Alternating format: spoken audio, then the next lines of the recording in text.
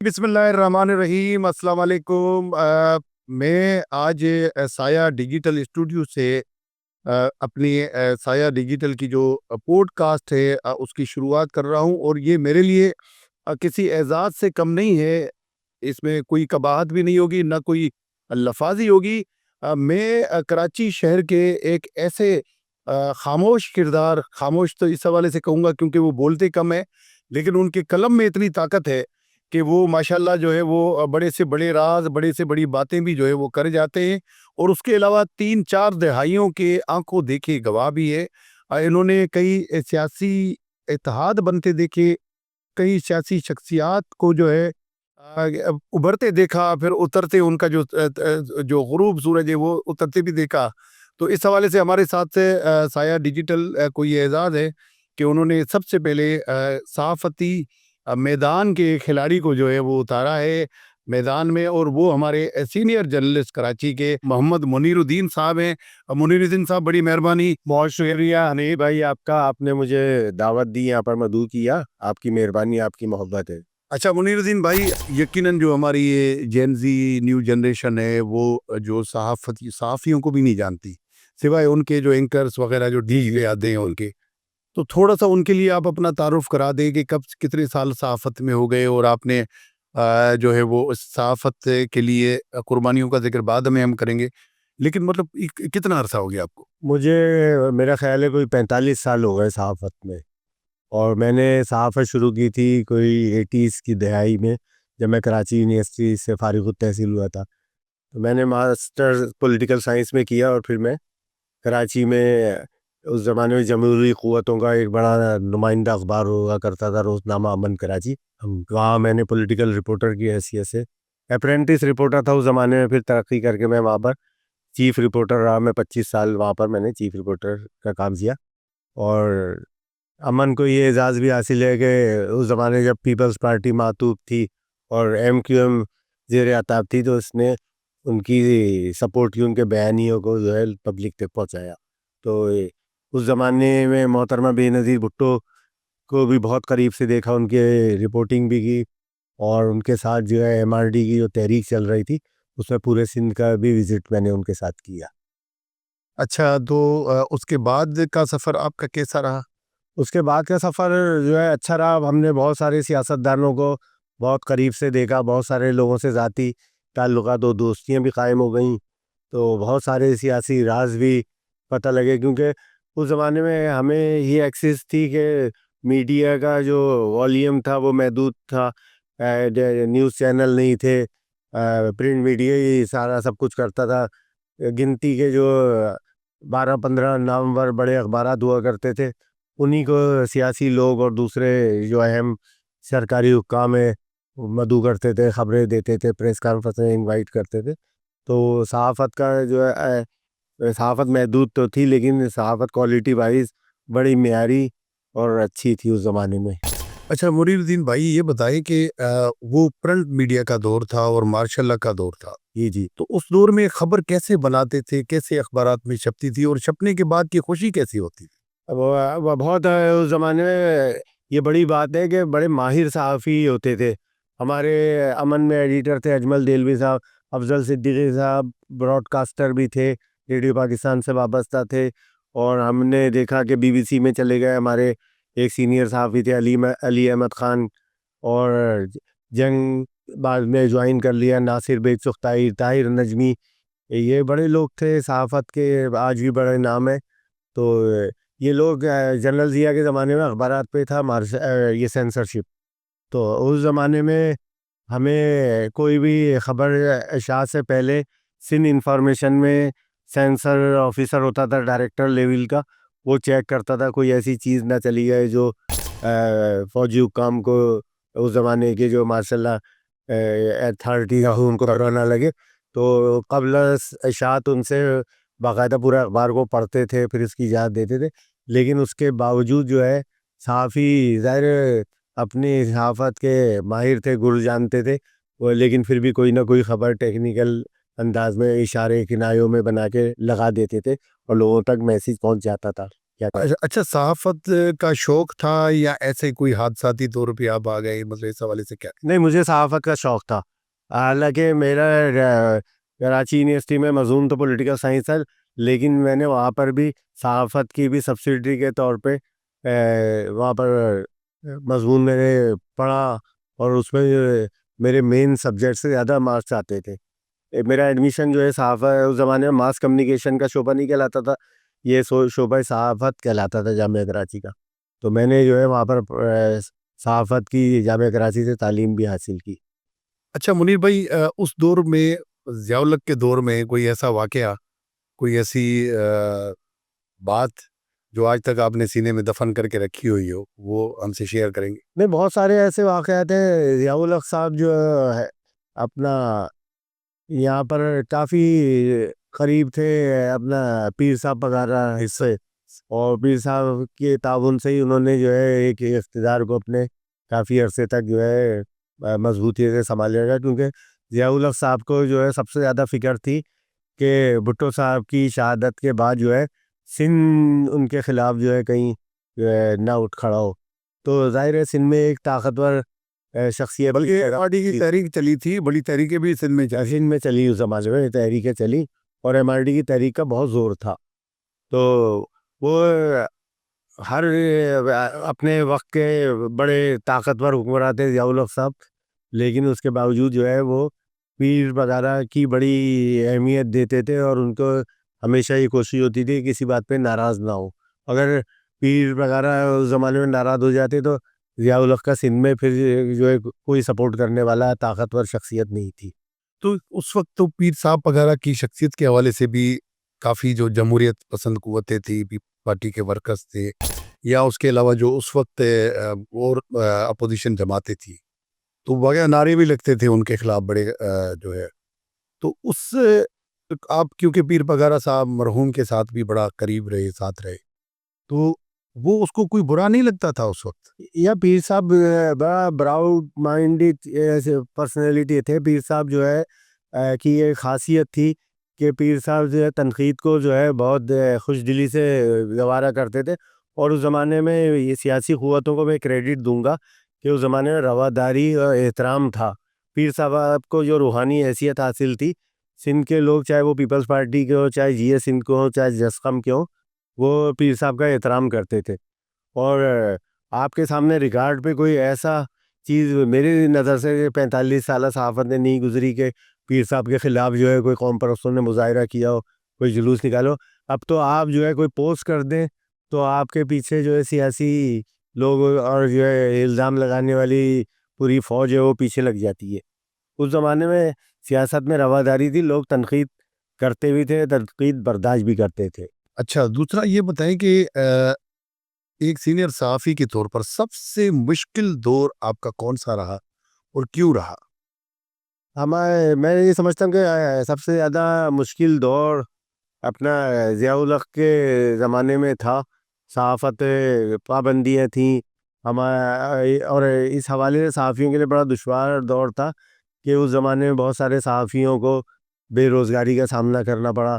ہمیں بھی ہر وقت یہ فکر رہتی تھی کہ پتہ نہیں اخبار کس وقت بند ہو جائے اور ہم بے روزگار ہو جائے۔ آپ کے سامنے اس زمانے میں بہت سارے اخبارات بند بھی ہوئے، مساوات بند ہوا، صداقت کو بند کیا ہے، اعلان اخبار بند ہوا، اور بہت سارے اخبارات ہیں۔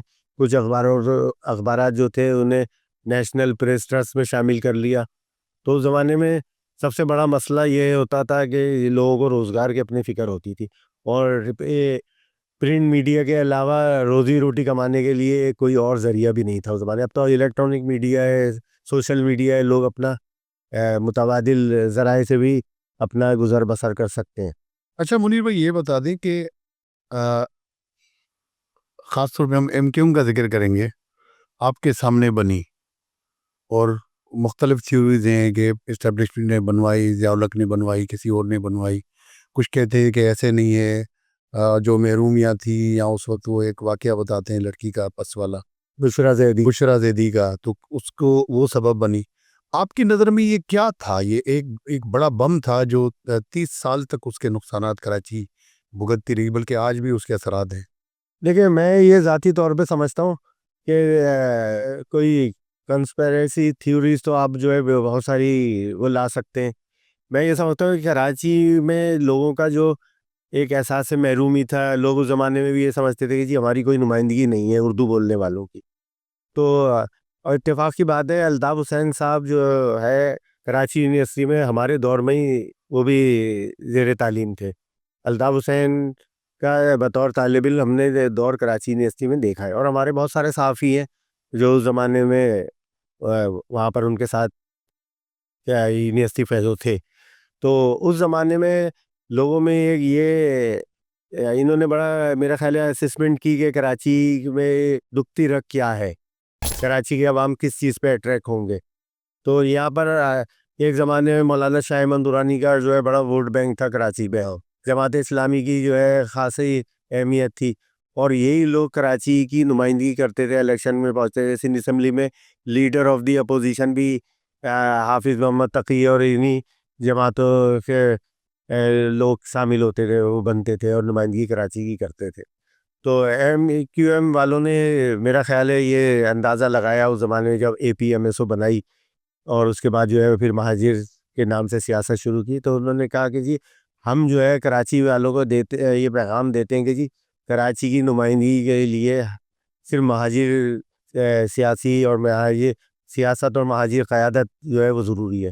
تو اس بنیاد پہ انہوں نے کیا، اور اس زمانے میں بڑی لوگوں کو اٹریکٹ کیا. کچھ لوگوں کی ناراضگیاں بھی تھیں کہ جی مولانا شاہ احمد درانی کی جمعیت علماء پاکستان اور جماعت اسلامی یہ ہمارے مہاجروں کے حقوق کے لیے زیادہ مؤثر انداز میں آواز بلند نہیں کر رہے ہیں، تو چلو یہ ایم کیو ایم کو ہم آزماتے ہیں. اور اس زمانے میں تو یہ جب شروع میں یہ بنی تو یہ مہاجر قومی موومنٹ کے نام سے تھی، بعد میں اس کا نام جو ہے متحدہ قومی موومنٹ بنا. تو میرا خیال ہے کراچی میں جو احساس محرومی تھا وہ ایم کیو ایم کے لیے باعث تقویت بنا، اس کے بننے کا سبب. اس کے بننے کا سبب.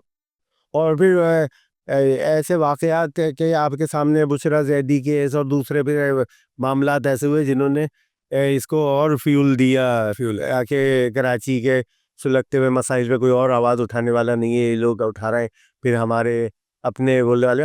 اور اس زمانے میں ایک نسل ایسی موجود تھی جو بزرگوں کی بھی جو کہتے تھے کہ جی ہماری اردو یا مہاجر جو لوگ ہیں ان کی اپنی سیاست ہو، اور وہ اگر کوئی میدان میں آ رہے ہیں تو ان کو سپورٹ کرنا چاہیے. اچھا یہ وجہ تھی. تو اچھا اس وقت کی آپ خود بتا رہے ہیں کہ الطاف حسین صاحب بھی کراچی یونیورسٹی میں پڑھتے تھے. جی جی جی آپ کی ملاقاتیں بھی رہیں، آپ کے انٹریکشن بھی ان سے بھی رہا تھوڑا بہت. تو اس وقت کی الطاف حسین اور آج کا جو اس وقت بینڈ الطاف حسین ہے، اس میں آپ کیا فرق محسوس کر رہے ہیں؟ یار میں سمجھتا ہوں حمید بھائی کہ اس زمانے میں شاید ایم کیو اے پی ایم ایس او والوں کو خود بھی اندازہ نہیں ہوگا کہ یہ اتنا بڑا جو ہے نا جماعت تناور درخت بن جائے گی جب اے پی ایم ایس او قائم کی تھی. تو اس زمانے میں ہم دیکھتے تھے یہ اپنے آرٹس لابی میں گنے چنے لوگ ہوتے تھے ایم کیو ایم کے، عظیم تاریخ ابرار شمول، طارق مہاجر، زرین مجید، اور اس زمانے میں اور جو لوگ تھے اب تو ذہن سے نام بھی میں نکل رہے لوگ کہ 40-45 سال کا ایک عرصہ ہو رہا ہے. جی. تو اس زمانے میں یہ لوگ ان کی سیاست کو لوگ سیریس نہیں لیتے تھے، تو ہنسی مذاق کرتے تھے وہ. لیکن ہمارا ایک کلاس فیلو تھا وہ، اب یہاں پر بعد میں بڑا بیوروکریٹ بن گیا اور سندھ گورنمنٹ میں بھی. تو وہ اس زمانے میں پریڈکٹ کیا کرتا تھا کہ کون صاحب تھے؟ وہ ہمارے محمد راشد. ہاں تو محمد راشد ہمارے کلاس فیلو ہے.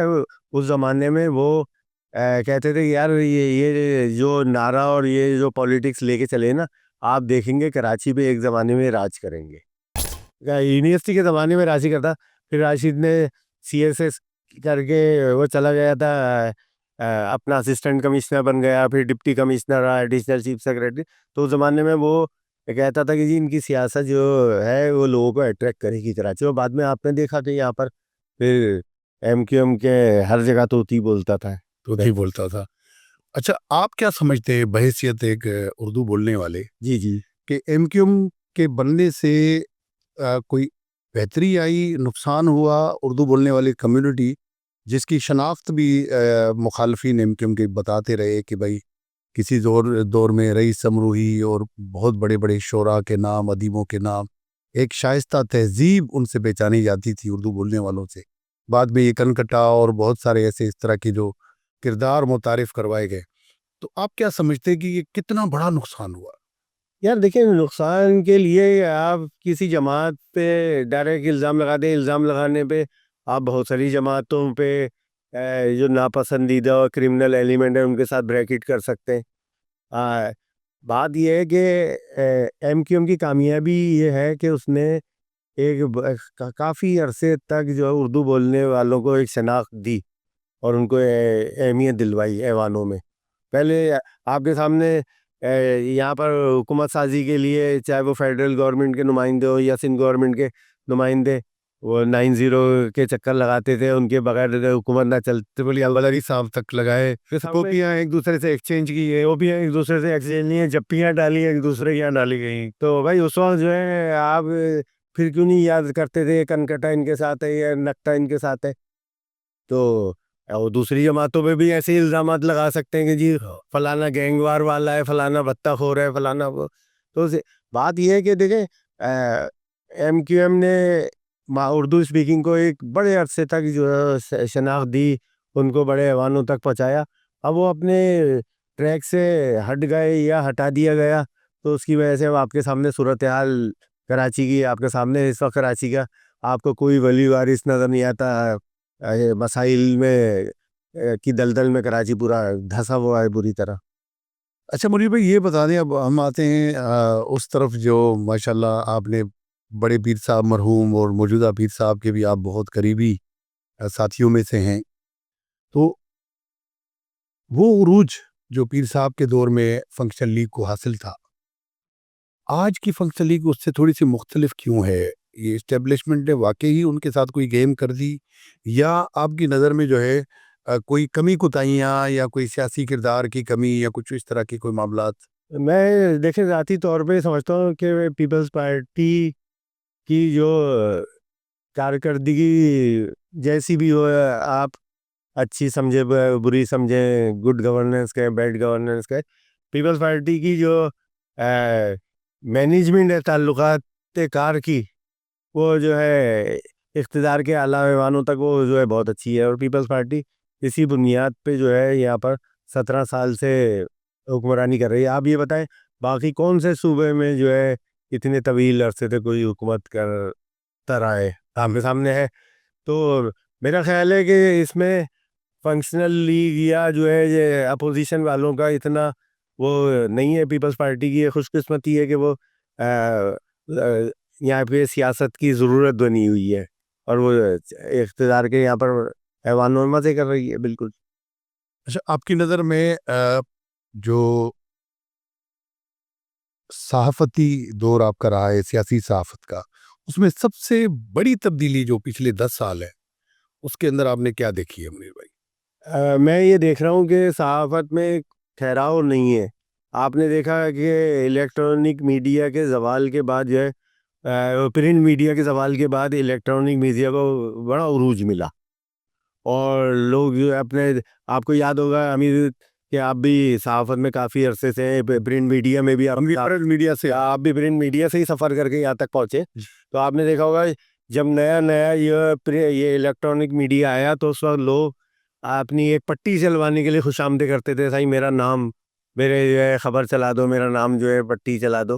اب آپ کے سامنے ہم دیکھتے ہیں کہ ہمارے سامنے پرنٹ میڈیا کا زوال ہوا اور ہمارے سامنے اب الیکٹرانک میڈیا بھی زوال پذیر ہوا ہے. اب جو ہے سوشل میڈیا کی طرف لوگ منتقل ہو گئے. تو لوگوں کی ذوق میں، لوگوں کے شوق میں بڑی تیزی سے تبدیلی آ رہی ہے. اور یہ گزشتہ 10 سال میں دیکھیں پرنٹ میڈیا تو آج بھی پرنٹ میڈیا سینکڑوں سال کی تاریخ ہے پرنٹ میڈیا کی، لیکن الیکٹرانک میڈیا نے بڑی تیزی سے عروج حاصل کیا اور بہت تیزی سے زوال پذیر ہو رہا ہے. زوال پذیر بھی اور اب جو ہے آپ کے سامنے سوشل میڈیا کی طرف لوگ چلے گئے.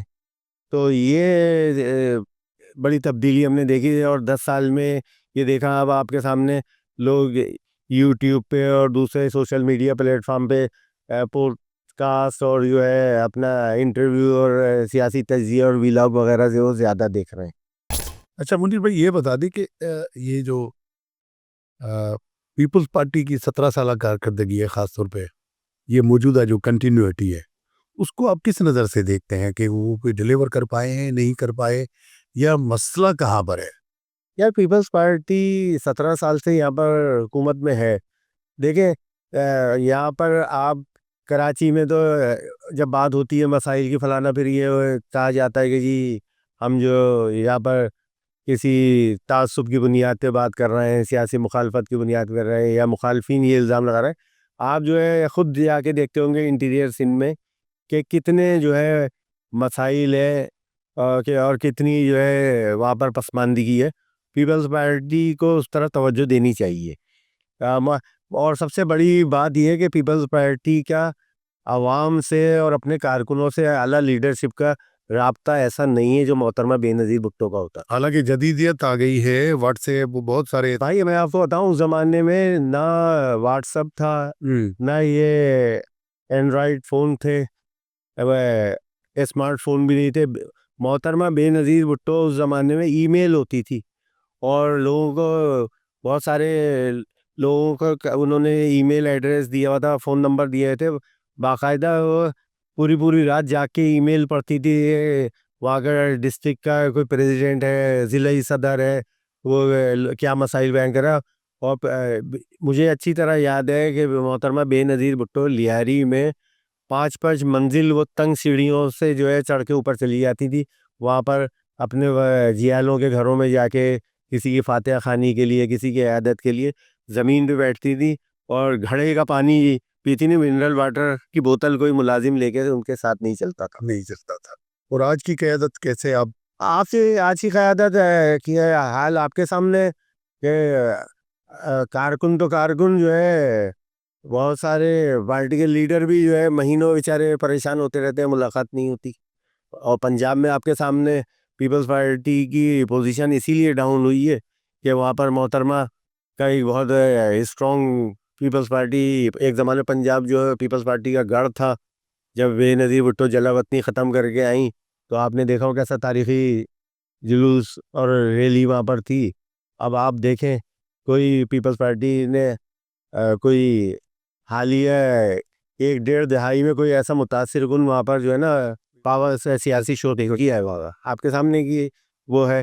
تو پیپلز پارٹی کو سندھ پہ توجہ دینی چاہیے۔ دیکھیں آپ جو ہے ہمیشہ سندھ میں پیپلز پارٹی صحت کو جو ہے وہ بتاتی ہے اپنی کارکردگی کے لیے، گمبٹ انسٹیٹیوٹ اور 2-4 اور ہاسپٹل، لوگوں کے مسائل بہت ہیں۔ اب کراچی میں آپ یہ دیکھیں نا کہ یہاں پر ٹرانسپورٹ کا کوئی معقول بندوبست نہیں ہے، لوگ بیچارے کتنی پریشانی میں جو ہے یہاں پر وہ گزر بسر کر رہے ہیں۔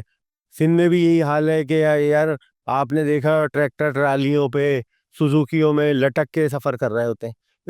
ماضی کا زمانہ اچھا تھا، یہاں پر کراچی میں کراچی ٹرانسپورٹ کارپوریشن کی بسیں ہوتی تھی، اور آپ کو یاد ہوگا سندھ میں SRTC کی بسیں ہوتی تھی، بہت بڑا فلیٹ ہوتا تھا، ان کے بعد ڈیپو بھی بے تحاشا تھے۔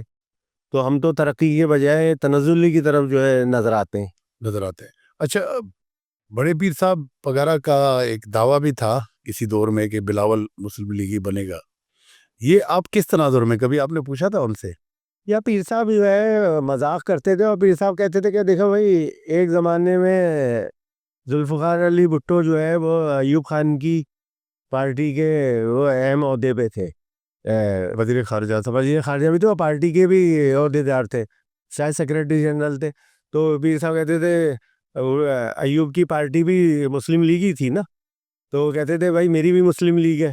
تو سیاست میں کوئی چیز ناممکن نہیں ہوتی، ہو سکتا ہے کسی وقت جو ہے یہ میرے ساتھ آ جائے اور میری پارٹی میں آ جائے، میرے ساتھ کر رہے آپ۔ بہت پیر صاحب کی بہت ساری باتیں ہنسی مذاق میں بھی ہوتی تھیں، کچھ پیشین گوئیاں صحیح ہو جاتی تھیں۔ تو پیر صاحب ایسا تھا ایک خوش باز قسم کی طبیعت کے سیاست داں تھے، ہنسی مذاق کرتے تھے، لوگوں کو خود بھی انجوائے کرتے تھے، لوگوں کو کے لیے بھی تفریح کا سامان مہیا کرتے تھے۔ منیر بھی وہ ادوار بھی تھے 90s کے، خاص طور پہ اس کے بعد اب سے کچھ سال پہلے تک، کہ جب تک MQM یا فنکشن لیگ کسی کی سپورٹ نہیں کرتی تھی تو سندھ میں ان کی حکومت نہیں بنتی تھی۔ تو اس حوالے سے آپ کیا کہیں گے کہ وہ جو عروج تھا وہ فنکشنل لیگ کو آج حاصل کیوں نہیں ہے؟ دیکھیں ہر وقت سیاست تبدیل ہوتی رہتی ہے. اب آپ جو ہے کہیں گے کہ جی یہاں پر پیپلز پارٹی بلا شراکت غیر بھٹو صاحب کی شہادت کے بعد سے سندھ میں ایک بہت بڑی پارٹی ہے، لیکن جب برا وقت آتا ہے تو آپ نے دیکھا ایک سنگل بندے بھی یہاں پر وزیر اعلیٰ بنتے رہے، ایک سیٹ والے. جام صادق علی کی مثال آپ کے سامنے، 10 سیٹوں پہ یہاں پر لیاقت علی جتوئی وزیر اعلیٰ بن گیا، ڈاکٹر ارباب غلام رحیم بن گئے. تو سیاست میں یہ اونچ نیچ آتی رہتی ہے، مسائل ایسے ہوتے ہیں، سچویشن ایسی ہوتی ہے، بعض سیاسی قوتوں کو فائدہ پہنچاتی ہے، بعض کے لیے نقصان دہ ہوتی ہے. تو اس وجہ سے آپ کے سامنے ہے کہ ایک زمانے میں ایم کیو ایم جو ہے ناگزیر تھی، اب ایم کیو ایم کی وہ حیثیت نہیں رہی. یا جی ڈی اے کہیں یا مسلم لیگ فنکشنل کہیں، ان کے لیے سیاسی صورتحال موافقت والی نہیں ہے حالیہ برسوں میں. تو اس لیے وہ ہے، ورنہ تو آپ کے سامنے مظفر شاہ بھی جام صاحب کے بعد وزیر اعلیٰ بن گئے تھے، اور پیپلز پارٹی کی اس زمانے میں بھی نثار کھوڑو جو اپوزیشن لیڈر ہے پیپلز پارٹی کی 60-65 سیٹیں تھی، اس کے باوجود تو اسے حکومت نہیں ملی تھی. نہیں ملی. یہ تو زمینی سیاسی حقائق ہے آپ کے سامنے. اچھا، پیر صاحب پگارا جو ہے وہ موجودہ پیر صاحب پگارا، اب وہ سیاسی بیک گراؤنڈ سے تھوڑے سے مطلب دھندلے یا کوئی کم اپنے اس میں جو ہے ایکٹیو نظر آتے ہیں. اس کی کیا طبیعت کی خرابی یا کوئی اور وجوہ؟ نہیں، پیر صاحب کی طبیعت کی خرابی ماشاء اللہ یہ کوئی خدا نخواستہ ایسا وہ مسئلہ نہیں ہے. پیر صاحب ماشاء اللہ وہ ہے ابھی آپ کے سامنے صحت مند ہے. ابھی روحانیہ دورہ بڑا لمبا چوڑا کر کے آئے، اور بہت کراؤڈ وہاں پر ان کے اپنے مریدین کا تھا وہاں پر. تو پیر صاحب سیاست آپ کے سامنے کر رہے ہیں. جی ڈی اے کے جب بھی وقتاً فوقتاً اجلاس ہوتے ہیں، اور ہاں یہ بات ہے کہ پیر صاحب کو غیر ضروری سیاسی جو ہے تشہیر کا، پبلسٹی کا جو ہے شوق نہیں. ہر آدمی کا اپنا مزاج ہوتا ہے. والد کو جو ہے شوق تھا میڈیا میں ان رہنے کا، یہ میڈیا سے تھوڑا سا فاصلے پہ اور محتاط رہتے ہیں. منیر بھائی، عمران خان کی انٹری ہوئی پاکستانی پولیٹکس میں، عمران خان کو آپ نے کس طرح دیکھا آپ کی نظر میں؟ کچھ لوگ تو کہتے ہیں کہ اس وقت جو سیاسی بگاڑ ہے، جو نوجوان نسل کو ورگلایا گیا یا سوشل میڈیا کے ذریعے جو ان کے ذہنوں میں زہر ڈالا گیا، مخالفین کی یہ رائے ہے. آپ کی نظر میں یہ کیا تھا؟ یہ کوئی ڈراؤنا خواب تھا، یہ حقیقت تھی، یا ابھی بھی کچھ ہے؟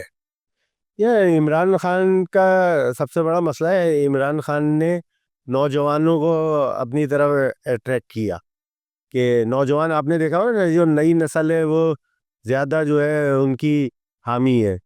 تو سب سے بڑا عمران خان کی کامیابی یہ ہے کہ عمران خان نے بیانیے کے ذریعے اپنے سیاسی اتنے طاقتور طریقے سے، اس میں ہم تفصیل میں جائیں گے تو آپ کو پھر بہت ساری چیزیں ایسی ہیں کہ ابھی بہت سارے چھپے ہوئے راز بھی پھر وہ مناسب نہیں ہے. ابھی جو ہے پھر بات بہت طویل ہو جائے گی. بات یہی ہے کہ عمران خان نے بیانیہ جو بنایا نا، اس میں سب سے بڑا بیانیہ یہ بنایا کہ جی اس سے پہلے کی جو حکومتیں تھیں وہ چور تھیں، بدعنوان تھیں، فلانا بھی چور ہے، فلانا بھی بدعنوان ہے. تو اس بیانیے سے نوجوان نسل نے تصدیق کے عمل کو کوئی ضروری نہیں سمجھا. آپ کے سامنے انہوں نے کہا کہ جو یہ کہہ رہے ہیں بس وہ صحیح ہے. تو آپ کے سامنے ایسی بات نہیں ہے. جو چیزیں دوسرے لوگوں میں ہے کم و بیش، دیکھیں عمران خان نے بھی آپ کے سامنے مختلف مواقع میں یو ٹرن لیے. جن لوگوں کو برا اپنے آپ وہ کہتے تھے انہیں بھی اپنے ساتھ جو ہے شامل کیا اور کہا یہ الیکٹیبل لوگ ہیں. لیکن عمران خان کا بیانیہ اتنا کو اٹھا کے جہاز میں ہیلی کاپٹروں پہ یہ ساری صورتحال. تو عمران خان کا لیکن بیانیہ اتنا مضبوط تھا، ان کے ورکر جو ہے نا کسی دلیل کو ماننے کے لیے تیار نہیں ہے. انہوں نے کہا کہ نہیں، بس جو ہمارا لیڈر کہہ رہا ہے وہ صحیح ہے. اچھا، یہ بتائیں کہ یہ جو نفرتیں بار بار لوگوں کے ذہنوں میں پیدا کی جاتی ہیں لسانی فقہی اعتبار سے، اور پھر سب سے زیادہ متاثر عام آدمی ہوتا ہے، عام شہری ہوتا ہے جب احتجاج ہوتے ہیں، روڈ بند ہوتے ہیں، تو اس حوالے سے آپ کیا کہیں گے؟ اس کو کس طرح کم کیا جا سکتا ہے؟ دیکھیں اگر آپ لوگوں کے مسائل کی طرف توجہ دیں، سنجیدگی سے انہیں حل کرنے کی جانب پیش قدمی کریں، تو ایک تو لوگوں کی شکایات کسی حد تک دور ہو جائیں گی, لوگ مطمئن ہو جائیں گے. اور دوسرا یہ کہ آئے دن کسی بھی سمے یہاں پر جلسے جلوس ہنگامہ ہے. جمہوریت کا حسن ہے, سیاسی مظاہرے بھی, سیاسی آزادیاں بھی, لیکن سیاسی آزادیاں اگر یہ ہوں کہ آپ جو پریس کلب سے اپنے دفتر مدینہ سٹی مال تک جو ہے نا, مارکیٹ تک نہ آ سکیں, راستے بند ہو, اور روزانہ جو ہے دھرنے اور احتجاج ہو رہا ہو, تو آپ کے سامنے روڈ رستوں کا کراچی میں آپ کو معلوم ہے نا کیا صورت حال ہے. ایمبولینسیں بھی پھنس جاتی ہیں, مریض بھی پھنس جاتے ہیں. تو یہ کراچی کے شہریوں کے ساتھ زیادتی ہے. ماضی کا کراچی آپ نے دیکھا جب ٹرام چلتی تھی, آپ کی جوانی ہوگی ماشاءاللہ. آج کا کراچی, اس میں کیا فرق آپ اگر مختصراً بتائیں تو کیا فرق بتائیں؟ نہیں, کراچی کا بہت زیادہ فرق آ گیا ہے. میں کہتا ہوں کراچی کی جب آبادی کم تھی اور پرانا کراچی تھا, وہ آج کی کراچی سے 1000 درجے جو ہے بہتر اور زیادہ خوبصورت تھا.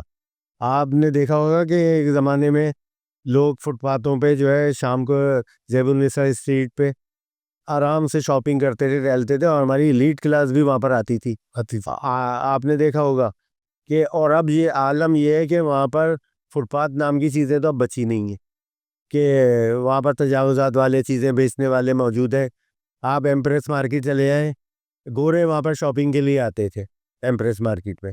جتنے کراچی میں سفارتکار ہیں, دوسرے غیر ملکی جو لوگ ہیں مقیم, وہ یہاں پر آ کر شاپنگ کرتے تھے, گھومتے تھے, پھرتے تھے. پھر یہ حال لوگ جاتے تھے. یہاں پر گھوڑا گاڑی اور بگی چلتی تھی, اونٹ گاڑی بھی چلتی تھی. اب تو ہر طرف تجاوزات کی بھرمار ہے, دھول مٹی اڑ رہی ہے, اور کراچی پتہ نہیں کب جو ہے سنورے گا, کب بدلے گا. لوگ بیچارے جو ہے اس انتظار میں بیٹھے ہوئے. برا حال ہے کراچی کا. منیر میں اگر صحافی نہ بنتے تو کیا بنتے؟ سیاسی کارکن یا کچھ اور؟ صحافی, میں اپنی طے شدہ سوچ کے مطابق صحافی بناؤں, پھر جو ہے جو اللہ بنا دیتا اپنا صبر شکر کر لیتے. اچھا, کوئی ایسی خبر یا انٹرویو جو آج بھی آپ کو بے چین کر دیتا ہو کہ یار یہ میں نے کیوں کیا, یہ میں نے خبر کیوں چلائی؟ نہیں, ایسا تو الحمدللہ کوئی نہیں ہے جیسے جس کے اوپر پچھتاوا ہو, لیکن یہ کریڈٹ میں ضرور ہے کہ میں جب امن میں کام کرتا تھا تو میں نے کراچی ایئرپورٹ میں مختصر انٹرویو جو ہے اس کا کر لیا تھا. جو وزیر اعظم بنے تھے نا, معین قریشی, تو جو لائے گئے تھے شاید. لائے گئے تھے. اور ہوا یہ کہ سندھ پروٹوکول میں میرا ایک بہت جگری دوست ہوتا تھا, اس نے مجھے کہا کہ بھائی وہ نگراں وزیر اعظم آ رہا ہے کراچی, اور میری ڈیوٹی لگی ہے کہ 2-3 ویسٹ کوٹ جو اس کو سائز کیا جائے, وہ جو ہے اس کو جو ہے وہاں پر پرووائڈ کرنی ہے. اور پھر جو ہے وہ جائے گا اسلام آباد بعد میں. تو تم جو ہے میرے ساتھ چلو, لیکن تم وہاں پر دور جو ہے کھڑے رہنا. اور اس زمانے میں حمید, میں آپ کو بتاؤں کہ وہاں پر رن وے پہ جو ہے گاڑیاں واڑیاں نہیں جاتی تھیں. نگراں وزیر اعظم سیکورٹی کے ساتھ معین قریشی صاحب باہر آئے, رات کا کوئی وقت تھا, لیٹ نائٹ, تو وہ میں کراچی ایئرپورٹ پہنچ گیا تھا. تو ان کو باہر آتے ہوئے دیکھ کے مجھے میرے دوست نے اشارہ, آنکھ کے ایسے اشارہ کیا کہ تم قریب آؤ. میں نے سلام کیا. ظاہر کسی کو یہاں پر پتہ نہیں تھا, اس زمانے چینل ہوتے ہی تھے, یہاں نہیں ہوتا. اخبار کے بھی 10-12 اخبار تھے جن کے رپورٹر بہت مستعد ہوتے تھے. تو مجھے یہ موقع مل گیا, میں نے ان سے وہاں پر 4-5 سوال کیے, اور دفتر آ کے وہ لگا دی. بائی لائن میری سپر لیڈ لگی تھی. تو تہلکہ مچ گیا. محل کا مچ گیا ہوگا کہ یہ وزیر اعظم جو نگراں بھی سے چارج بھی نہیں لیا, چارج سنبھالنے کے لیے پاکستان آیا ہے, اس کا انٹرویو کیسے کر لیا. اور تصویر بھی جو ہے بنوا لی تاکہ کوئی یہ نہ کہے کہ ایسے ٹیبل اسٹوری ہے یہ. اچھا, آپ کیا مانتے ہیں کہ پاکستان میں جو اصل سیاست ہے وہ پارلیمنٹ سے باہر ہوتی ہے یا اندر ہوتی ہے؟ دیکھیں, دونوں جگہ ہوتی ہے. اصل تو جو ہے باہر ہی ہوتی ہے, لیکن پارلیمنٹ کا بھی بڑا اہم کردار ہے. سرفیس پہ تو آپ کے سامنے پارلیمنٹ ہی ہے نا, چاہے وہ 18ویں ترمیم ہو, 28ویں ترمیم ہو. اب وہ کس طریقے سے جو ہے آپ ٹیکل کرتے ہیں, تو آپ اپنی پارلیمنٹ جب چاہتی ہے اپنی اسپیس بھی نکال لیتی ہے. تو 18ویں ترمیم دیکھیں ناممکن نظر آتی ہے. جتنا صبح کو زرداری صاحب نے ایک اچھا وقت تھا امپاور کروا دیا. تو سیاستدان چاہیں تو بہتر طریقے سے اپنے کارڈز کھیل کے اپنے لیے اسپیس بھی نکال سکتے ہیں. اچھا ایسی کوئی خبر جو آپ نے نہیں چلائی ہو, بڑی خبر ہوگی لیکن آپ نے ضبط کیا ہو اپنے اوپر کہ بس نہیں چلانی؟ جب میر مرتضیٰ بھٹو کا شہادت ہو گئی تو ہمارے دوست ہیں, آپ کے بھی دوست ہیں, مجید عباسی اور میں بلاول ہاؤس پہنچ گئے. اور وہاں پر جا کے ہم بلاول ہاؤس تھا یا 70 کلفٹن, میرے خیال ہے اس زمانے 70 کلفٹن. ہاں تو ہم جو ہے بلاول ہاؤس بھی تھا. بلاول ہاؤس اور میرا ذاتی خیال ہے بلاول ہاؤس ہی تھا شاید. تو ہم جو ہے مجید عباسی اور میں وہاں پر گئے. محترمہ سیاہ لباس پہن کے جو ہے اگلے روز جو ہے وہاں بیٹھی ہوئی تھی. تو وہ جو ہے بڑا کچھ سخت جملے مہتاب اکبر راجدی صاحبہ سے کر رہی تھی جو تعزیت کے لیے آئی تھی. تو کس قسم کے جملے تھے, تھوڑا تاریخ میں محفوظ ہو جائیں وہ جو؟ تو انہوں نے کہا کہ یہ دیکھیں میرے بھائی کو جو ہے یہ روڈ پہ شہید کر دیا اور دوسری جماعتوں کے جو ہے وہ دہشت گردی کرنے والے لوگ کھلے عام پھر رہے ہیں فلانا. میں جو ہے حمید نوٹنگ کرنے لگا. تو منور سہروردی نے مجھے منع کیا ہے منیر بھائی کہ آپ کچھ نوٹ نہیں کریں. محترمہ نے جب اس نے میرا نام لیا تو محترمہ نے پلٹ کے دیکھا کہ یہ کس کو جو ہے منع کر رہا ہے. تو میں نے ایک کاغذ جیب میں رکھ لیا, قلم بھی بند کر کے اپنا قمیض پہ لگا لیا. اور لیکن واپس آنے کے بعد پھر میں نے جو ہے باقاعدہ لمبی چوڑی خبر بنائی اور اپنے ایڈیٹر کو امن میں اجمل دہلوی صاحب کو دے دی. اجمل دہلوی صاحب نے کہا کہ بھائی آج آپ کو جو ہے نا اپنی بائی لائن کی قربانی دینی پڑے گی, کیونکہ ہم اکیلا یہ خبر چھاپ دیں گے تو پھر یہ ہوگا کہ جی امن نے اینگلنگ کی اور یہ کر دی. آپ سمجھدار اور سینئر صحافی ہو, ذمہ دارانہ صحافت کرتے ہو, آپ جو ہے پھر اپنے دوستوں کو بھی شیئر کر دیں گے تاکہ اکیلے ہمارے اوپر خبر کا بار نہ آئے. تو پھر میں نے رات کو 11-12 بجے جو ہے اپنے دوستوں کو جنگ میں نوائے وقت اور دوسرے جن کے ساتھ ہمارے خبروں کا سینڈیکیٹ دیا. تو وہ لوگ حیران ہو گئے اور ان سے بڑا ناراض ہوئے, اتنی بڑی خبر تم جو ہے دوپہر سے دبا کے بیٹھے ہوئے تھے اور اکیلے چھاپنے کے چکر میں تھے. تو کبھی کبھی جو ہے نا مسئلہ در خبر کی بھی قربانی دینی پڑ جاتی ہے. اچھا کوئی دباؤ آیا کہ کسی سیاستدان یا ادارے کی طرف سے کسی خبر کے حوالے سے کہ یہ آپ اس طرح نہ چلائیں یا یہ اس کے خلاف؟ نہیں یار, اس زمانے میں دیکھیں ایمانداری کی بات ہے, صحافی بھی ذمہ دار تھے. اگر وہ خبر کوئی دیتے تھے نا تو لوگ یہ جانتے تھے کہ یار اس کا انٹرسٹ جو ہے اپنی نام اور شہرت کمانے کا ہے. اس سے زیادہ اس زمانے میں شاذ و نادر کوئی صحافی اعلی کار بنتے ہوں یا کسی سیٹ ایجنڈے کے تحت خبریں دیتا ہوں کرتے ہوں گے اس زمانے میں, لیکن یہ بیماری اور وبا اتنی عام نہیں تھی اس زمانے. منیر بھائی کرپشن اور سیاستدانوں کو جوڑا جاتا ہے نا؟ بالکل. تو آپ کیا سمجھتے ہیں کہ سیاستدان جو ہے واقعی کرپشن سے پاک ہیں؟ نہیں, کون کہتا ہے کرپشن سے پاک ہے؟ آپ کے سامنے بہت سارے لوگ جن کی سماجی اسٹیٹس فائنینشیل کنڈیشن ماضی میں کیا ہوتی تھی اور آج کیا ہے آپ کے سامنے. یہ ان کو کوئی دست غیب تو نہیں ہوتی, یا کوئی قارون کا یا جو ہے الادین کا چراغ ان کے پاس نہیں آ گیا کہ وہ راتوں رات جو ہے اتنے دولت مند بن گئے. آپ کے سامنے احتساب یہی ہوتا. احتساب کی کیا وجوہات ہے, کس طرح بہتری لائی جا سکتی ہے سیاسی ماحول میں, حکومتی جو انتظامی امور ہیں اس میں؟ بھائی دیکھیں آپ نے بہت اہم چیز کی نشاندہی کی ہے. احتساب جو ہے یہ قانون نے قدرت بھی ہے کہ جب آپ خود احتساب نہیں کرتے, حکمراں اپنے جو ماتحت لوگ ہیں ان کی کرپشن کا, بدعنوانی کا, ظلم اور زیادتی کا احتساب نہیں کرتے, پھر قدرت کی طرف سے احتساب ہوتا ہے. تو احتساب بہت ضروری ہے، اور برائیوں کو روکنے کے لیے، گڈ گورننس کو یقینی بنانے کے لیے احتساب کی اہمیت ہے۔ آپ یہ دیکھیں نا، ہم ایک مسلم معاشرے سے ہمارا تعلق ہے، الحمدللہ مسلمان ہے، بیسی جو ہے ہمیشہ جزا اور سزا پہ رہی ہے، اور ہمارے ملک جو ہے پاکستان میں سب سے بڑی مسئلہ یہی رہا ہے کہ یہاں پر کبھی بھی احتساب کا نعرہ تو لگایا گیا، احتساب کے نظام کو جو ہے مؤثر طریقے سے کبھی بھی امپلیمنٹ نہیں کیا گیا۔ جماعت اسلامی کو بھی بڑے دور سے آپ نے دیکھا ہوگا، کئی امیر بھی کراچی سے اس کے تعلق رکھتے تھے۔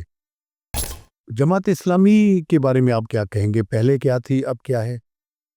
جماعت اسلامی دیکھیں، جس طرح بہت ساری سیاسی جماعتوں کا جو ایک انداز سیاست تھا، وقت کی تقاضوں کے تحت لوگوں نے اپنے آپ کو اس سے ہم آہنگ کرنے کی کوشش کی، تو جماعت بھی میرا خیال ہے اسی پروسیس سے گزر رہی ہے، جماعت میں بھی اسی طریقے سے وہ کر رہی ہے۔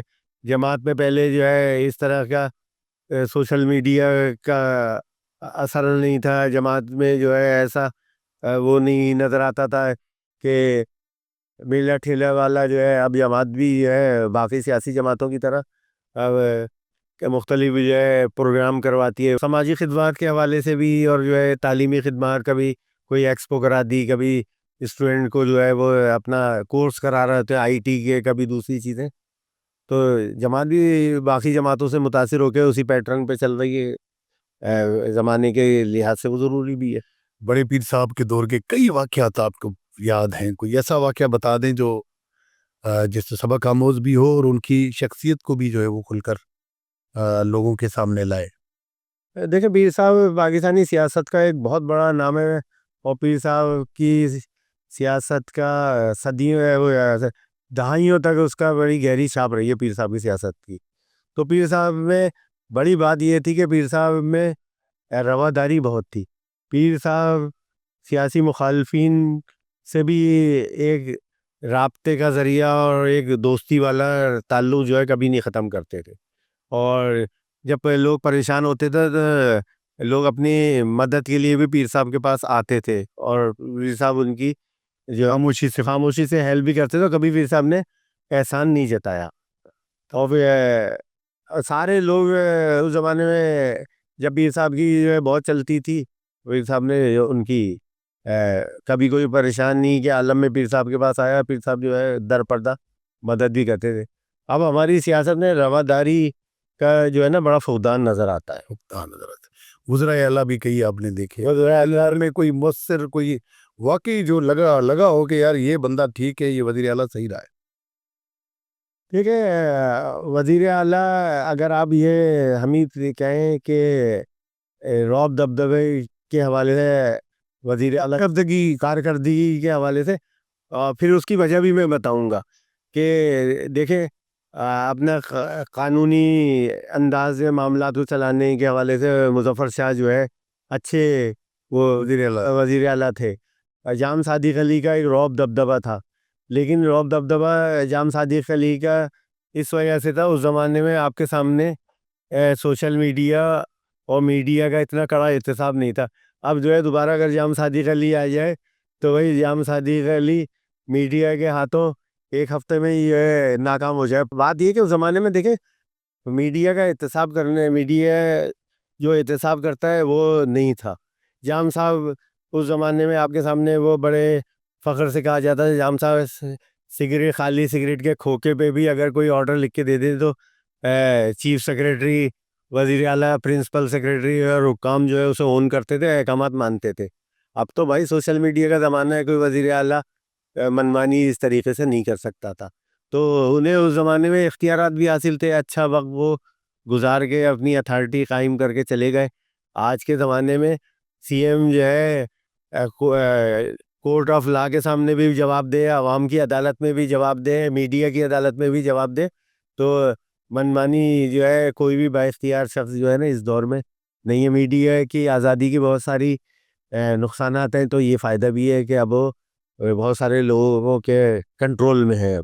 اچھا، سندھ اسمبلی بھی آپ نے سالوں سے کور کی ہے منیر بھائی، سندھ اسمبلی میں کیا نظارے دیکھے؟ پہلے اسمبلی چھوٹی بلڈنگ میں تھی، یا بڑی بلڈنگ میں آ گئی، گھر بڑا ہو گیا، لیکن کہنے والے کہتے ہیں کہ اس طرح کی جو سنجیدگی، اس طرح کے قوانین، اس طرح کے معاملات وہ اب نظر نہیں آتے جو پہلے تھے۔ حمید بھائی آپ کے سامنے دیکھے سندھ اسمبلی کے، ہمیں تو میرا خیال ہے اب میں سب سے سینئر سندھ اسمبلی کور کرنے والا بندہ میں ہی ہوں۔ باقی ہمارے بہت سارے دوست جو ہے ریٹائر ہو گئے، کوئی اللہ کو پیارے ہو گئے۔ ہم نے تو جو ہے جام صادق علی کے زمانے سے اسمبلی کور کر رہا ہے، اور الحمدللہ آج تک جو ہے اسمبلی کو دیکھ رہے ہیں جا کے۔ پارلیمنٹیرین کا جو معیار ہونا چاہیے نا، وہ بھی بہتری کی طرف جو ہے وہ نہیں ہے۔ نئے پارلیمنٹیرین جو آئے ان کو سیکھنا چاہیے، قواعد کے اوپر دسترس ہونی چاہیے۔ اور آپ کے سامنے ماضی میں جو لیڈر آف دی اپوزیشن ہوتے تھے، جب وہ کھڑے ہوتے تھے تقریر کرتے تھے تو بھائی جو ہے بڑا نام ہوتا تھا، سناٹا چھا جاتا تھا۔ حکومت کے لیے بھی اتنا آسان نہیں ہوتا تھا کہ اس کو خاموش کروانا بٹھانا۔ تو اب حال یہ ہے آپ کے سامنے، پارلیمنٹیرین جو ہے کوئی تیاری نہیں کر کے آتے، شور شرابہ اکثر ہوتا ہے، اس سے آپ نے تنخواہیں بڑھ گئی، الاؤنس بڑھ گئے، کارکردگی بھی اسی حساب سے بڑھنی چاہیے۔ منیر بھائی، عام آدمی کی زندگی اب بھی بہتر نہیں ہو سکی، لوگ ملک سے بھاگ رہے۔ ملک کی جو صورتحال ہے اس وقت، وہ اس کے حوالے سے آپ کتنے پر امید ہیں کہ بہتر ہوگی؟ میں 100% پر امید ہوں۔ الحمدللہ یہ لوگوں کا ایک کچھ لوگ گئے ہوں گے اور ہمیشہ یہ سلسلہ چلتا ہے۔ پاکستان کا مستقبل تابناک ہے، اور آپ یہ دیکھیں نا کہ پاکستان میں خدا نخواستہ کون سا جو ہے کرائسس ایسا آ گیا ہے کہ جی یہاں سے سارے ڈاکٹر چلے گئے۔ آپ جا کر دیکھیں کہ پاکستان ترقی کی طرف وہ کر رہا ہے۔ ینگ لوگ آپ کے سامنے سول سروس میں آ رہے ہیں، اسسٹنٹ کمشنر آپ کے سامنے ہے۔ آپ جو ہے بڑے سے بڑے ہاسپٹل میں جائیں، جو آج کل اسپیشلسٹ ہیں ینگ لوگ اس میں آ رہے ہیں۔ چاہے آپ سرکاری اسپتال میں چلے جائیں، پرائیویٹ میں چلے جائیں، آپ یہ دیکھیں نا کہ پاکستان میں نظام میں کون سا جو ہے کرائسس آ رہا ہے کہ جی پاکستان میں اب ڈاکٹر نام کی چیز یار موجود نہیں ہے، لوگ بیمار پڑے ہوئے، ڈاکٹر سارے پاکستان سے باہر بھاگ گئے۔ لوگ یہ بہتر مستقبل کے لیے جا رہے ہیں، اور کچھ لوگ مایوس ہو کے جا رہے ہیں، جاتے رہے، لیکن پاکستان جو ہے کوئی ایسی پوزیشن نہیں ہے۔ لوگ تو کہتے تھے جی پاکستان دیوالیہ ہو جائے گا، سری لنکا بن جائے گا۔ آپ کے سامنے الحمدللہ پاکستان نہ سری لنکا بننا نہ دیوالی ہوا، پاکستان چل رہا ہے اور آئندہ بھی چلتا رہے گا۔ اور حالیہ دنوں میں تو پاکستان پہ قدرت اتنی مہربان ہے کہ ماشاءاللہ جو ہے ہر طرف پاکستان کا نام ہو رہا ہے۔ امریکی صدر بھی پاکستان کا دن اور رات نام لیتا ہے، اور بڑے بڑے سربراہان جو ہے پاکستان کے دورے پہ آ رہے ہیں۔ ہمارے جو حکومت کے لوگ جاتے ہیں تو ان کو وہاں پر بیرون ملک ہر جگہ عزت مل رہی ہے۔ اچھا، کچھ شخصیات کے میں نام لوں گا، آپ نے تھوڑا سا ان کا مختصر ایک خاکہ آپ کے ذہن میں کیا ہے میں یہ جاننا چاہوں گا۔ میاں محمد نواز شریف کو بھی آپ نے دیکھا، اس کے بارے میں کیا کہیں؟ میاں نواز شریف صاحب کے بارے میں یہ کہوں گا، میاں صاحب جو ہے بہت سمجھدار سیاستداں ہیں، اور پیر صاحب پگارا کہا کرتے تھے میاں صاحب کی کامیابی کا راز یہ ہے کہ میاں صاحب اپنا ذہن کسی کو نہیں دیتا۔ میاں صاحب اگلی سیاسی چال کیا چل رہا ہوگا وہ کسی کو میاں صاحب نہیں بتاتے۔ اور آپ نے دیکھا ہوگا اہم فیصلہ سازی میں بھی آخری وقت تک وہ سسپینس رکھتے ہیں۔ میاں صاحب جو ہے لانڈی جیل سے سعودی عرب جا رہے تھے، غوث علی شاہ کہتے ہیں ایک رات پہلے تک مجھے بھی نہیں پتا تھا۔ اچھا جی، غوث علی شاہ صاحب کو آپ نے کیسا پایا؟ غوث علی شاہ جو ہے اچھے وہ ہے، وزیر اعلیٰ کی حیثیت سے بھی ضیاء الحق کے زمانے میں وہ آتے تھے پیر صاحب کے پاس۔ اخلاق وائز جو ہے غوث علی شاہ جو ہے بہت نائس آدمی ہے۔ عبداللہ شاہ کو کیسا پایا؟ عبداللہ شاہ جو ہے کے ساتھ بہت وقت گزارا، اور عبداللہ شاہ میں یہ عاجزی اور انکساری جو ہے بہت زیادہ تھی۔ تو میرا خیال ہے مراد علی شاہ میں بھی والد کی یہی خصوصیت آئی ہے، لیکن عبداللہ شاہ میں یہ تھا کہ عبداللہ شاہ پرانے دوستوں کو نہیں بھولتے تھے۔ وزیر اعلیٰ تھے، وہ خیر آباد ہوٹل میں بھی کبھی کبھار آ جاتے تھے، اور پھر ضیاء الدین آغا ان کے پریس سیکریٹری ہوتے تھے، وہ بلاتے تھے کہ بھائی حبیب خان غوری، منیر بھائی خیر آباد میں آ جاؤ، شاہ صاحب جو ہے آ رہے ہیں اور چائے یہاں پر پئیں گے۔ جو ہے شاہ صاحب جو اپنا وکیل تھے، تو اس زمانے میں بھی یہاں پر خیر آباد ہوٹل میں آ کے چائے پیتے تھے. شاہ صاحب ایک مرتبہ ہمیں اپنے ساتھ رمضان کے دن تھے, مراد علی شاہ کے والد ہمیں لے گئے اپنے ساتھ اسٹیل ٹاؤن میں. عثمان فاروقی تھے اسٹیل مل کے چیئرمین. تو انہوں نے کہا کہ یار عثمان فاروقی نے مجھے آج افطار پہ وہاں اسٹیل مل بلایا ہے اور آپ بھی میرے ساتھ چلو. تو آپ یہ دیکھیں اس شخص کی بڑائی اپنے عبداللہ شاہ کی. انہوں نے کہا کہ آج میں اپنی سی ایم والی سرکاری گاڑی میں نہیں آؤں گا, اور کوسٹر سی ایم ہاؤس میں آئی اپنے ساتھ. انہوں نے اپنی کابینہ کے ارکان اور صحافیوں کو اپنے ساتھ کوسٹر میں بٹھایا اور پورے راستے ہم سے گپ شپ کرتے ہوئے جو ہے وہ اسٹیل ٹاؤن گئے اور اسی کوسٹر میں جو ہے واپس سی ایم ہاؤس آئے. تو بڑی بات ہے. اور ہمیشہ جو ہے عاجزی سے وہ پیش آتے تھے. لیاقت جتوئی کو کیسا پایا؟ لیاقت جتوئی میں یہ کوالٹی تھی. لیاقت جتوئی نے اپنا رہتا اپنے گھر میں تھا اور کھانا بھی جو ہے بلا ناغہ جو ہے لیاقت جتوئی کا جو ہے سی ایم ہاؤس کا میں نے نہیں دیکھا کھاتے ہوئے, کیونکہ لیاقت جتوئی کے ساتھ روزانہ سی ایم ہاؤس میں لنچ پہ میں, مجید عباسی اور ان کا ہمارا ایک عباس بیکری جو ہے وہ بہت ہمارا دوست تھا, وہ بھی لیاقت کا جو ہے جگری یار تھا. تو عباس بیکری, مجید عباسی, میں اور ایک آدھ ایم کیو ایم کا یا کوئی اور پارٹی کا کولیشن کے جو ہے ایک دو بندے آ جاتے. تو کھانا لیاقت جتوئی کے گھر سے آتا تھا.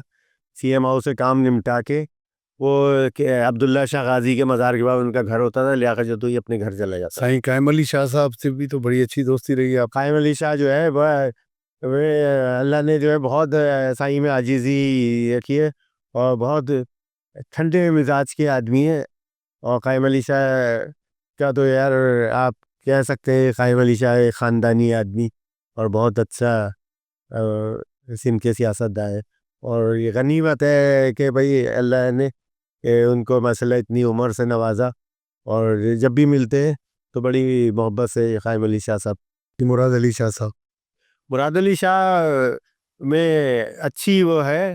تو مراد علی شاہ اپنے لیکن والد والی اتنی زیادہ جو ہے عاجزی اور انکساری نہیں ہے. مراد علی شاہ جو ہے بعض اوقات جو ہے تلخ سوال پہ ناراض بھی ہو جاتے ہیں. وہ تلخی میں سوال مکمل ہونے سے پہلے وہ کہہ دیتے میں سمجھ گیا آپ کی بات.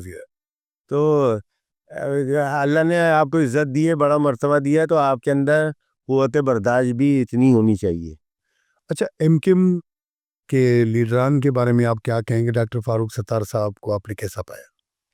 ڈاکٹر فاروق ستار جو ہے سیاسی بیان بازی میں اور لفاظی میں اپنا بیانیہ پیش کرنے میں ان کے پاس اچھے اچھے خوبصورت الفاظ ہوتے ہیں. تو فاروق ستار اچھے مقرر ہیں. اچھے صرف مقرر ہے؟ اور باقی پارلیمنٹیرین بھی آپ کہہ سکتے ہیں. فیصل سبزواری جو ہے ہمارے دوست بھی ہیں پرانے, بہت اچھے مقرر ہیں, بہت خوبصورتی سے جو ہے وہ تقریر کرتے ہیں. سندھ اسمبلی میں تھے تو تقریر سن کے مزہ آتا تھا, خبر بنانے میں آسانی رہتی تھی کہ بڑی دلیل کے ساتھ بات کرتے تھے.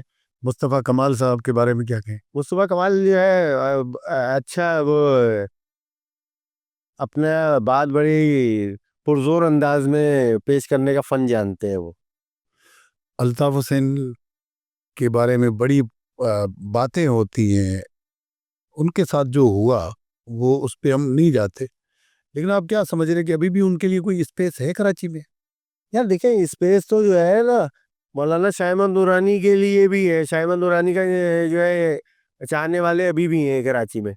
الطاف حسین کا تو ایک جو ہے بہت عرصے یہاں پر سیاست رہی ہے, ابھی بھی لوگ جو ہے ان کے جانتے ہیں تو موازنہ کرتے ہیں کہ موجودہ ایم کیو ایم اور الطاف بھائی والی ایم کیو ایم. تو آپ جو ہے لوگوں کی خواہش پہ, لوگوں کی پسند پہ ناپسند پہ تو پابندی نہیں لگا سکتے. بہت سارے لوگ ہیں ابھی بھی جو ہے جو انہیں پسند کرتے ہیں.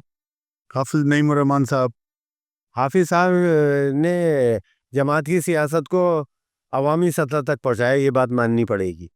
اور حافظ صاحب کے زمانے میں دیکھیں کہ الیکٹرک کے اوور بلنگ کا مسئلہ ہو, کراچی میں تجاوزات کا مسئلہ ہو, ای چالان کا مسئلہ ہو, جماعت اسلامی حافظ نعیم صاحب کی قیادت میں عوامی مسائل کو زیادہ ایڈریس کرتی ہے. پہلے جماعت کی سیاست زیادہ کشمیر فلسطین اور وہ ہوتی تھی، وہ بھی معاملات پہ جماعت جو ہے دے کرتی ہے سیاست، لیکن عوامی مسائل کو زیادہ جماعت اٹھا رہی ہے۔ اچھا، میئر کراچی اگر آپ کے سامنے بیٹھے ہو تو ان کو کیا مشورہ دیں گے؟ میئر کراچی کو جو ہے میں یہی مشورہ دوں گا کہ بھائی آپ کو قدرت نے موقع دیا تھا، ان کی والدہ سے بڑی ہماری اچھی دعا سلام تھی، اور امن نے جو ہے وہ بڑی باقاعدگی سے ہمارے پاس جو ہے وہاں پر آ کے بیٹھتی تھی۔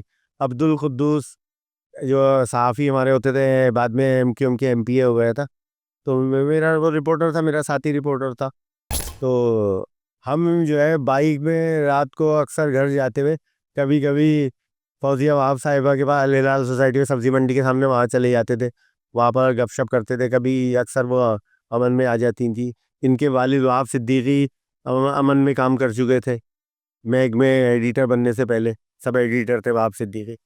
تو مرتضیٰ وہاب کو جو ہے اللہ نے بہت اچھا موقع دیا تھا، وہ چاہتے تو جو ہے نا کراچی کی تقدیر بدل سکتے تھے یہاں پر کام کرتے، کیونکہ وزیر اعلیٰ کے بھی وہ بلو آئیڈ، چیئرمین کے بھی جو ہے وہ پسندیدہ شخصیت، فنڈ کی کمی نہیں تھی، فیڈرل صوبائی حکومت بھی ان کی، وزیر بلدیات بھی ان کی پارٹی کا، لیکن انہوں نے زیادہ وقت گزارا ڈیفینس کلفٹن کے پارکوں کی تصویریں سوشل میڈیا پہ شیئر کرنے سے۔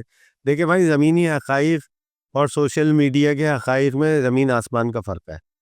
تو اب آپ کے سامنے جو ہے مرتضیٰ وہاب صاحب کو تنقید کا سامنا کرنا پڑ رہا ہے، اور لوگ دیکھ رہے ہیں کارکردگی۔ آپ کی پرائورٹی ٹھیک ہونی چاہیے، پارک بھی ضروری ہے کراچی کے، لیکن روڈ راستے اس سے زیادہ ضروری ہے، گٹر کے ڈھکنوں بند کرنا وہ زیادہ ضروری ہے، کیونکہ انسانی جانوں کو خطرہ ہے، لوگ مر رہے ہیں اس سے۔ کراچی میں سڑکیں ٹوٹی پھوٹی ہیں، 106 سڑکوں کا انہوں نے ٹاسک لیا تھا کہ جی وہ جو ہے میں مکمل کر کے دے دوں گا، وزیر اعلیٰ نے فنڈ بھی دے دیے تھے۔ یار اگر وہ 106 سڑکیں ہمیشہ بنی ہوئی تھی تو میئر کراچی جو ہے سوشل میڈیا پہ اس کی تشہیر کر رہے ہوتے، بتا رہے ہوتے کہ جی 106 میں سے یار 6 سڑکیں ہم نے یہ والی بنا دی ہیں اور باقی ابھی 100 زیر تعمیر ہے۔ صحافتی معاملات کو آپ منیر بھائی کس حوالے سے دیکھتے ہیں؟ کیونکہ پرنٹ میڈیا کا دور، پرنٹ کے بعد پھر الیکٹرونک میڈیا، اب سوشل میڈیا پہ باتیں آ گئی ہیں، وہ چیزیں، وہ اسٹڈی، وہ گفتگو، وہ معاملات جو پہلے نظر آتے تھے، جو آپ کی ہماری جنریشن نے دیکھی ہیں، آنے والی جنریشن کو ہم کیا ڈیلیور کرنے جا رہے ہیں؟ آپ کی نظر میں کیا کوالٹی ہے؟ امیر بھائی، سب سے بڑا فقدان یہی ہے کہ کوالٹی تو اب جو ہے چلی گئی، اور ہمارے المیہ یہ ہے کہ جو نئے لوگ صحافت میں آ رہے ہیں وہ کسی سے کچھ سیکھنے اور سمجھنے کے لیے بھی تیار نہیں ہے۔ تو صحافت کا معیار جو ہے آنے والے دنوں میں بھی مجھے تو جو ہے بہت ہی زیادہ گرتا ہوا ہی نظر آ رہا ہے، کہ اس میں امپرومنٹ کی کوئی سبیل اور کوئی ذریعہ، کوئی امکان نظر نہیں آتا۔ منیر بھائی، بڑی مہربانی، آپ نے آج ہمیں ٹائم دیا، بہت ساری گفتگو ہوئی، لیکن مجھے محسوس ہوا کہ بہت سارے راز آپ بھی ابھی اپنے ساتھ دوبارہ ساتھ لے کر جا رہے ہیں۔ کوئی ایسا واقعہ، کوئی ایسی چیز بتاتے جاتے بتاتے جائیں جو آپ کو کبھی کبھی خوشگوار کرتی ہو کہ یار یہ کام میں نے بڑا زبردست کیا، اور اس پر جو ہے نا میں بس مجھے جو ہے بڑا فخر بھی ہے۔ یار امین بھائی، وہ جو ہے اپنے پیر صاحب سے ایک دفعہ میں نے کہا کہ سارے سیاستداں کتابیں لکھتے ہیں، اپنی آٹو بایوگرافی لکھتے ہیں، تو آپ کیوں نہیں لکھتے؟ شاہ مردان شاہ کی بات بتا رہا ہوں میں آپ کو۔